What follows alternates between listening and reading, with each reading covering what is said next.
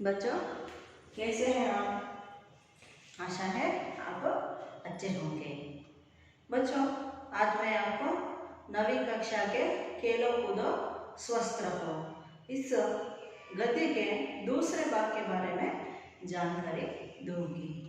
बच्चों आइए अब हम पहले कुछ शब्दार्थ को देखेंगे। आप अपने नोट में शब्दार्थ को लिखिए।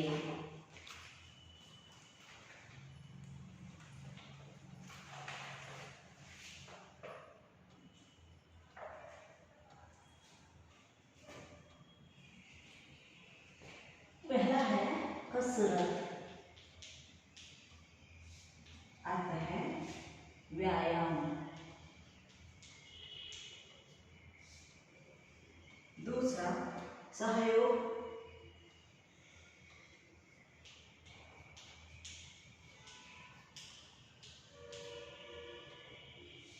सहयोग, सहकार। चिंता,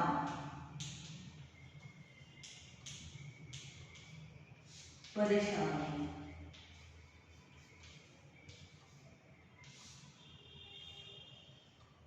खाली,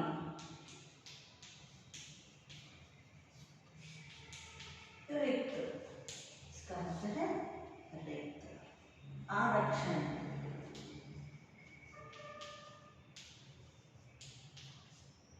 इसका अर्थ है रिजर्वेशन।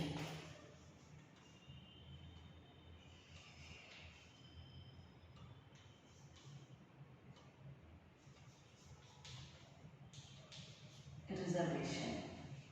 योगदान देना,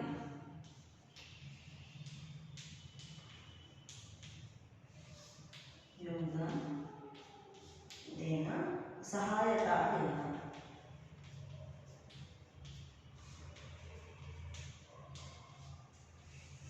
हष्ट पुष्ट,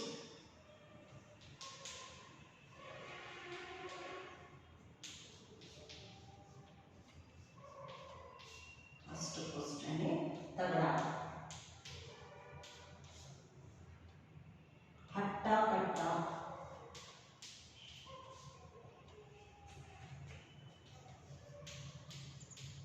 हट्टा कट्टा। बच्चों ये है शब्दार्थ। बच्चों ये गद्य संकलित है। आइए बच्चों इस गद्य के शब्दार्थ को देखेंगे।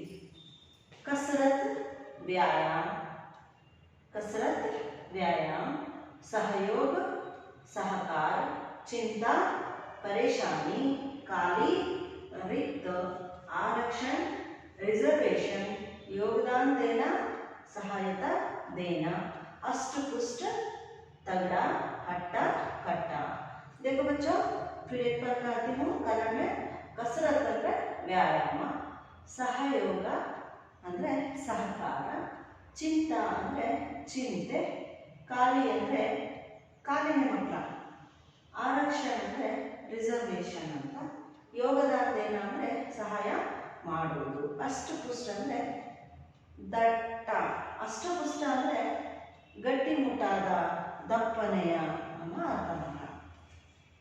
बच्चों आइए अब मैं पहले भाग के कुछ अंशों को यहाँ पर दोहराती हूँ।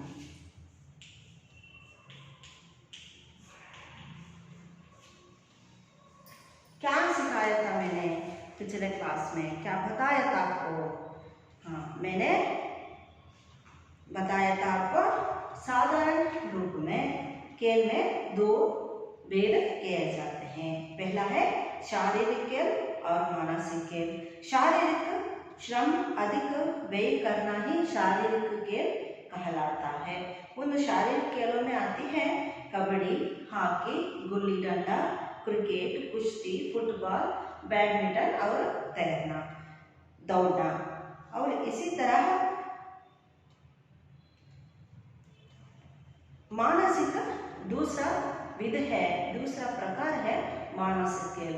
मन का श्रम अधिक खर्च होता है। इन खेलों को, जिन खेलों को खेलने के लिए मानसिक श्रम का व्यय करते हैं, उन खेलों को मानसिक खेल कहते हैं। उदाहरण शतरंज, कैरम, पासा, बाग बकरी।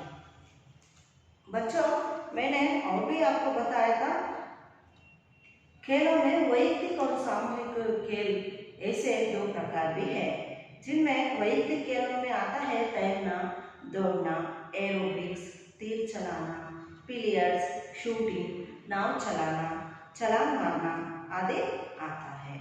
और सामूहिक खेलों में volleyball, cricket, football, kabaddi, badminton आता है। इसी प्रकार और एक भेद भी है, मैदानी खेल और घरेलू खेल। मैदानी खेलों का अर्थ है मैदान में खेला जाता है, उन खेलों को मैदानी खेल कहते हैं। उनमें आता है कबड्डी, क्रिकेट, हॉकी, वॉलीबॉल आदि। और घरेलू खेल है शतरंज, कैरम और पासा आता है।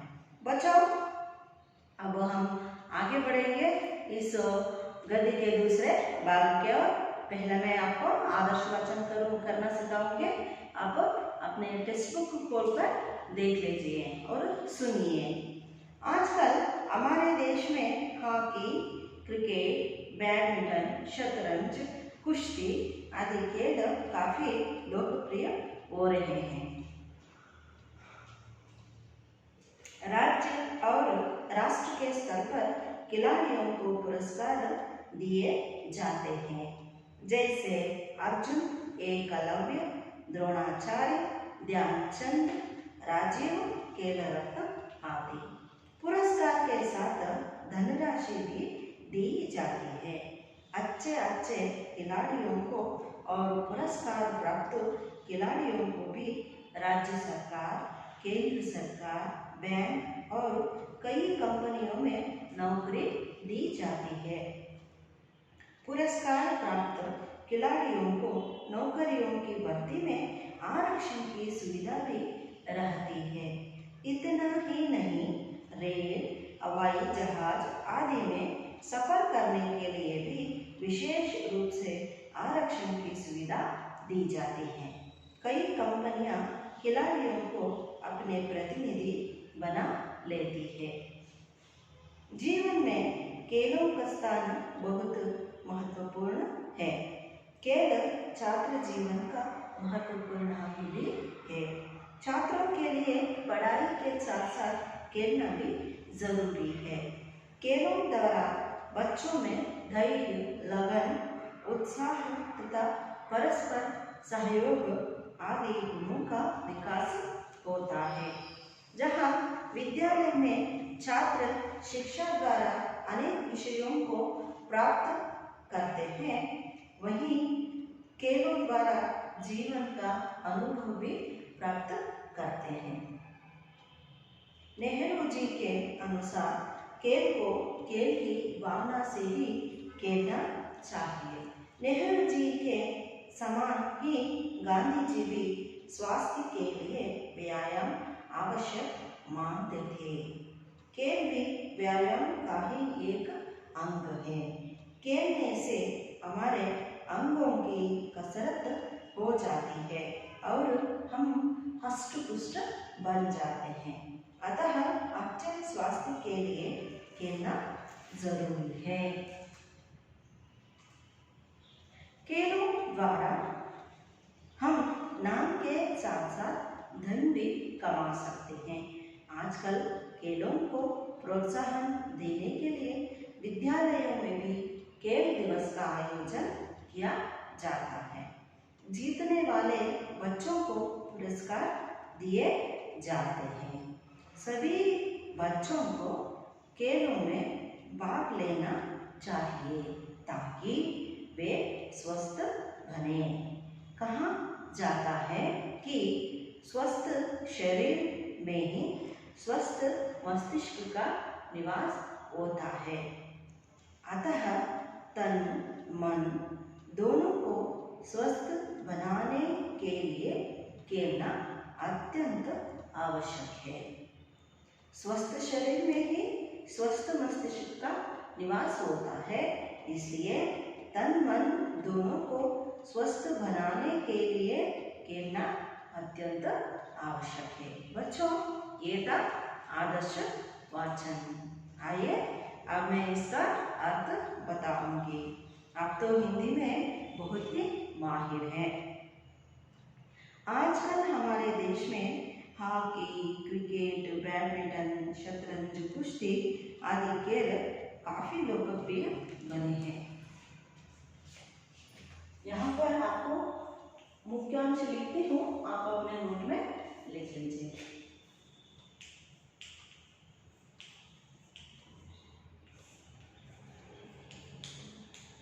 आजकल भारत में कुश्ती,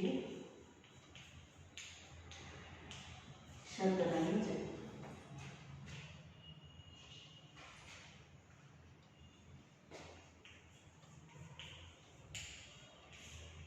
हॉकी, क्रिकेट,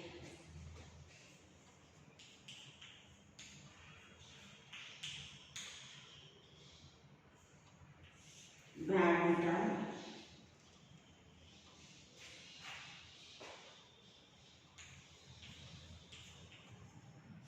खेल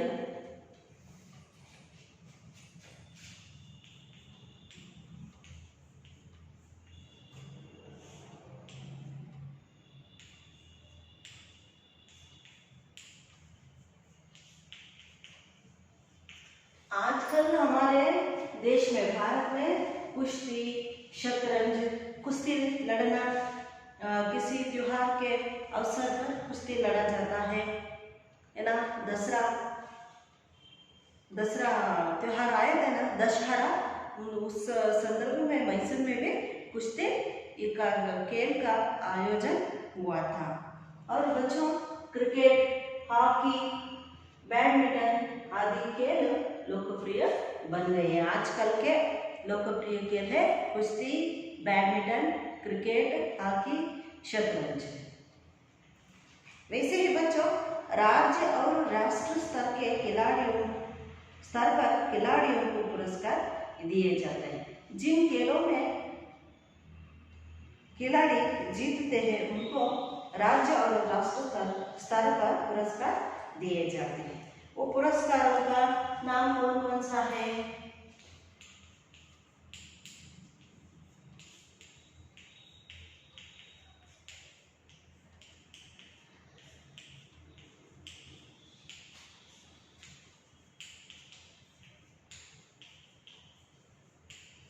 राज्य और राष्ट्र स्तर के पुरस्कार: अर्जुन,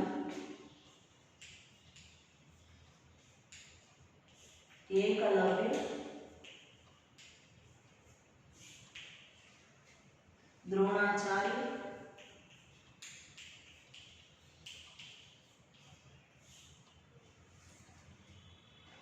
ध्यानचंद,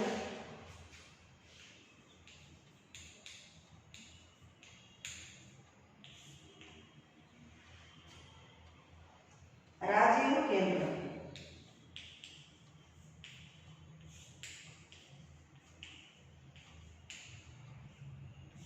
ये राज्य और राष्ट्र स्तर के पुरस्कार है। अर्जुन, एकलव्य, द्रोणाचार्य, ध्यानचंद और राजीव खेल रत्न, ये राज्य और राष्ट्र स्तर के पुरस्कारों के नाम है। वैसे ही बच्चों, इन पुरस्कारों के साथ साथ धनराशि भी, यानी धन भी, पैसा भी मिलता है। अच्छे खिलाड़ियों को और पुरस्कार प्राप्त खिलाड़ियों को भी राज्य सरकार, केंद्र सरकार, बैंक और कई कंपनियां नौकरी देती है। देखो बच्चों, खेलने के बाद जो पुरस्कार प्राप्त करने के बाद खिलाड़ियों को केंद्र सरकार, राज्य सरकार और बैंक और कई कंपनियों में उद्योग यानी नौकरी मिलती है। उनकी आरक्षण की व्यवस्था भी होती है। पुरस्कार प्राप्त खिलाड़ियों को नौकरी की भर्ती में आरक्षण की सुविधा भी रहती है। इतना ही नहीं बच्चों, रेल, हवाई जहाज आदि में सफर करने के लिए भी विशेष रूप से आरक्षण की सुविधा दी जाती है। रेल,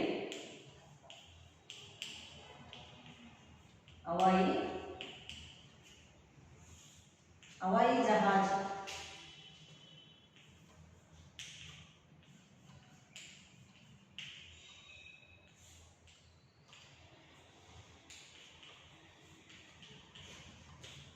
विशेष आरक्षण की व्यवस्था।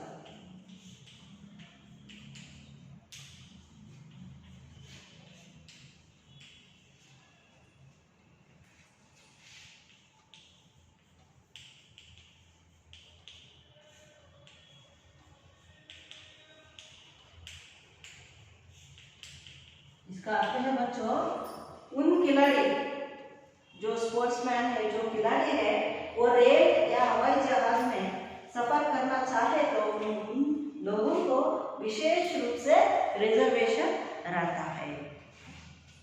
कई कंपनियां इन खिलाड़ियों को अपने प्रतिनिधि भी बना लेती हैं।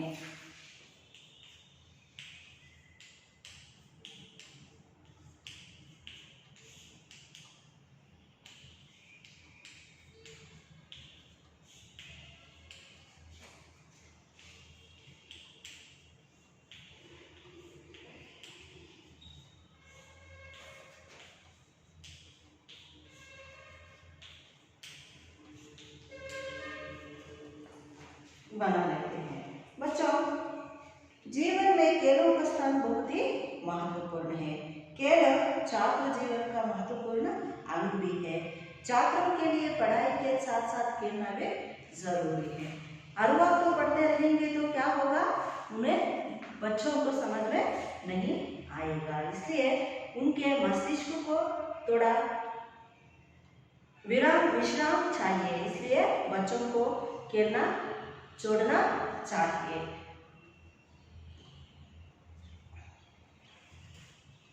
इन खेलों द्वारा बच्चों में क्या क्या उत्पन्न होता है? लगन, धैर्य,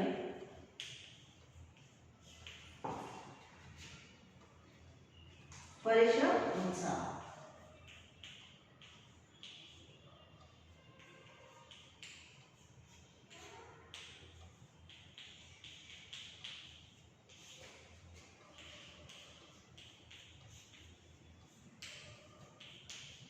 विकास होता है। बच्चों देखिए, आप खेलने से आपको क्या क्या लाभ होता है? आप में लगन, धैर्य, परिश्रम, उत्साह आदि गुणों का भरपूर विकास होता है। ऐसे ही नहीं, जहाँ विद्यालय में छात्र शिक्षा द्वारा अनेक विषयों का ज्ञान प्राप्त करते हैं, वैसे ही खेलों द्वारा जीवन का अनुभव भी प्राप्त कर सकते हैं। नेहरू जी के अनुसार खेल की भावना से ही खेलना जरूरी है। खेल में आप जीते या हारे, आपको एक समान रूप से उसको स्वीकार करना चाहिए। और गांधी जी भी यही कहते हैं, बच्चों, स्वास्थ्य के लिए व्यायाम आवश्यक है, इसलिए बच्चे खेलना जरूरी है। खेलने से हमारे अंगों का कसरत हो जाती है और हम हष्ट-पुष्ट बन जाते हैं। आप लगातार खेलते रहेंगे तो आपका शरीर सुदृढ़ बन जाता है। अतः अच्छे स्वास्थ्य के लिए खेलना जरूरी है। बच्चों, खेलों द्वारा नाम के साथ साथ आप धन भी कमा सकते हैं। आजकल खेलों को प्रोत्साहन देने के लिए विद्यालयों में भी खेल दिवस का आयोजन किया जाता है। खेलों का दिवस का भी आयोजन किया जाता है। इसमें क्या होता है, आप सबको मालूम है बच्चों, आपको अनेक प्रकार के खेलों का आयोजन करते हैं। उन खेलों में जीतने वाले बच्चों को हम पुरस्कार पे देते हैं। सभी बच्चों को खेलों में भाग लेना चाहिए, क्योंकि आप सब स्वस्थ बन सके। कहा जाता है बच्चों कि स्वस्थ शरीर में ही स्वस्थ मस्तिष्क का निवास होता है। स्वस्थ शरीर में स्वस्थ मस्तिष्क का निवास होता है।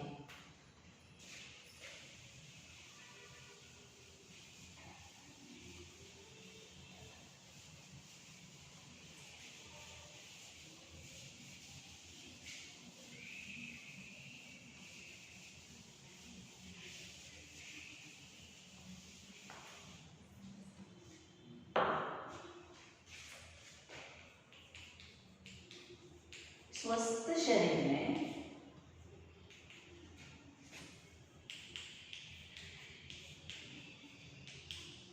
स्वस्थ मस्तिष्क का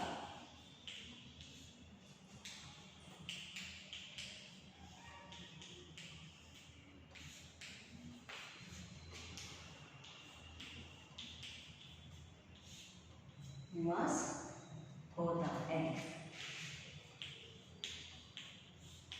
आप अच्छी तरह से खेलने से क्या होता है, आपका शरीर सुदृढ़ बन जाता है और आपका मस्तिष्क भी स्वस्थ बन जाता है। इससे क्या लाभ होता है, आप अपने कामों में लक्ष्य प्राप्त कर सकते हैं और आगे बढ़ सकते हैं और बच्चे आप सब उत्तम अंक, अच्छे अंक भी पा सकते हैं। अतः तन मन दोनों को स्वस्थ बनाने के लिए खेलना अत्यंत आवश्यक होता है। तन को मन को भी स्वस्थ रखने के लिए खेलना अत्यंत आवश्यक बन जाता है।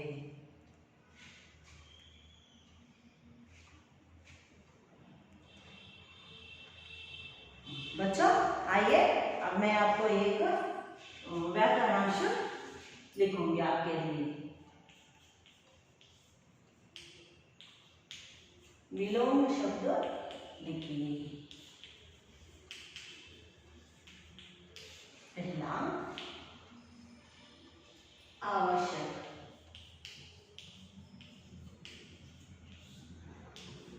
दूसरा ज्ञान, तीसरा उन्नति, चौथा स्वस्थ। इसको ऐसा डालना है, इंटू है आवश्यक अनावश्यक। आवश्यक इसका जो शब्द है अनावश्यक, ज्ञान अज्ञान, उन्नति अवनति, अवनति स्वस्थ अस्वस्थ। आपके लिए एक गृह कार्य है।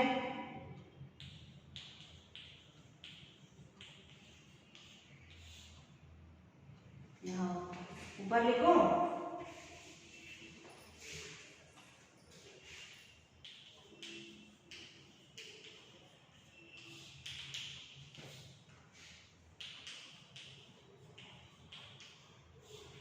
खेलों से क्या क्या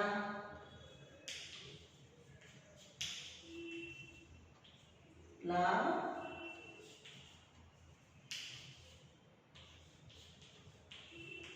खेलों से क्या क्या लाभ होते हैं, आप खेल से क्या लाभ होते हैं, इस प्रश्न का उत्तर आपको लिखना है। बच्चे इधर देखिए, विलोम शब्द को एक बार कहती हूँ।